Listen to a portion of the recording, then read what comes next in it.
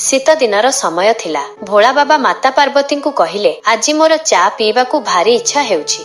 सेतेबेले माता पार्वती कहिले ठीक अछि प्रभु, मु एबे मूषिक को डाकुछि, आपण ताकू कहिदेबे कि से पुत्र गणेश को डाकी आनिब।